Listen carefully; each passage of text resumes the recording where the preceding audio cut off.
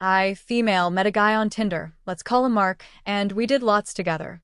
Mark treated me like a princess, took me to fancy places, made homemade cocktails and dinner for me, gave me back massages, treated me with respect, was not judgmental, etc. Basically everything someone would want. We agreed to be exclusive to each other. 2 weeks in, I told Mark that I was going to a concert with a friend, let's call her Jessica, out of town. He was nervous and said he had a bad feeling about it. The truth is, I was actually going with a guy, let's call him Anthony, and it was planned before I had met Mark. I really wanted to go to this concert for the nostalgia. I loved the artist growing up. At the same time, I felt guilty because I had slept with Anthony not too long before meeting Mark, and it would obviously happen again while being in a hotel room with him. I told Mark that my cousin was going to drive Jessica and I to the hotel since neither of us have our own car. In reality, Anthony was meeting me and the one driving. On the day of the concert, to make my lie convincing, I sent an old photo of my cousin driving and sent it to Mark to back up my lie of her being the driver. After the concert, Mark asked to see a selfie of me to see how drunk I was, so I sent it while I was laying in bed. He then asked me if he could see Jessica to show him who was sleeping beside me.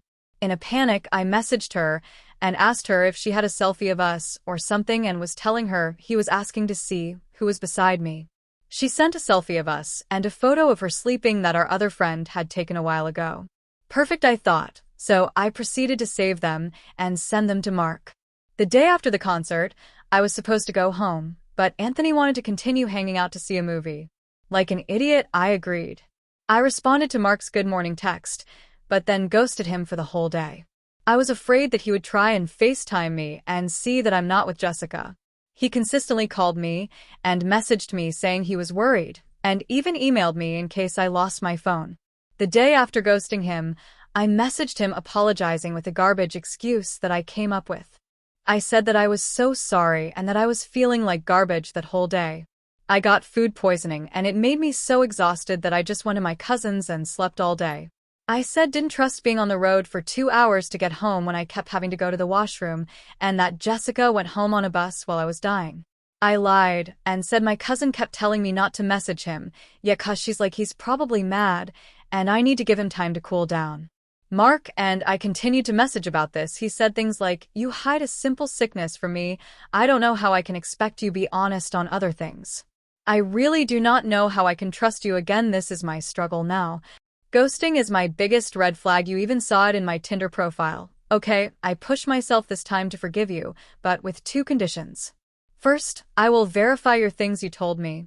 I have a way of doing it. If everything you told me was that only without hiding anything, we are fine. Second is, you got to choose between this cheap-ass traveling and friend group and your relationship. I am so emotionally vulnerable with you, and as a result, I do not let you to hurt me again. Confirm you did not have any sexual interaction with any man or woman, anyone during last 48 hours. Chat in person. I promised him that nothing sexual happened. He replies with, if you swear to your dog's life that you did not lie to me and you did not engage in anything sexual with others since we met so far. I promise I do not bring it up again, even as hard for me. I said, I swear on my sweet boy's life that I'm being honest. Fast forward, and I am spending the night at Mark's place. We have some drinks, and later he asks for my phone. I was nervous, but I was sure there was no evidence until he goes into my recently deleted photos. He sees a selfie of me and Anthony from the concert, and he flips out, punches the wall, and rips up the flowers he got me and put them in the trash. I tell him that it was a random guy that was in the same row as Jessica and I just took a selfie because he was enjoying himself, and I liked his vibe. He doesn't believe me and says he's getting a bus for me to go home the next day. I kept telling him not to, but he didn't listen. The next day, he tells me that if anything sexual happened that he would forgive me and we could move on, that I had only known him for 2 weeks and things happen. I didn't believe he would forgive me and was so scared to lose him, so I stuck with my lie. He had to spend a couple hours in his office before taking me to the bus, so I sat in a cafe and waited for him. I messaged Jessica. Mark wants me to call you and to get you to explain what happened, or to message you and to show him the messages.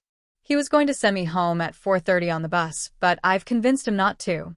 So now I'm at a cafe, while he is in his office. Jessica should tell him to go fuck himself for me. Or explaining a damn thing to this stanger, lol. I would straight up leave, he seems crazy. I just want him to believe me that we went to the concert, it was a brief interaction with that looser guy, and nothing happened. He's put a lot of effort into trying to start a relationship with me. I feel bad. Jessica, I wouldn't date anyone you have to prove yourself to. If he doesn't trust you after just meeting you, he clearly needs to work on himself more. When Mark was done in the office and came to the cafe, I showed him the messages. He believed them and laughed that I said, "Some looser guy." I didn't go on the bus, and we spent the rest of the week together. We both had a STD test. Not because of the concert, just because he wanted to stop using condoms. We found out I had genital herpes, but he still wanted to not use a condom because he loved me, didn't judge me for that, and saw me as a lifelong partner.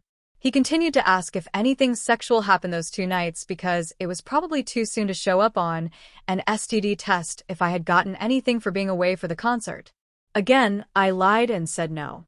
Fast forward to about 5 weeks later. Our connection was very strong, and everything was going great. He even wanted me to move in at this point.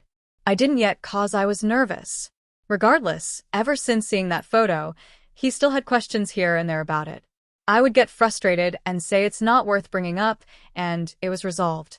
One night, he couldn't sleep and asked me to see my phone again. He went to the recently deleted photos again and say another photo of Anthony.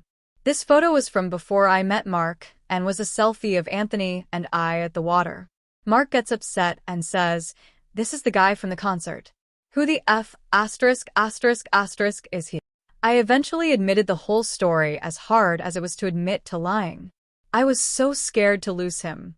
He drives me all the way home the next day, but we have been talking on the phone and texting ever since. It hasn't even been a week yet.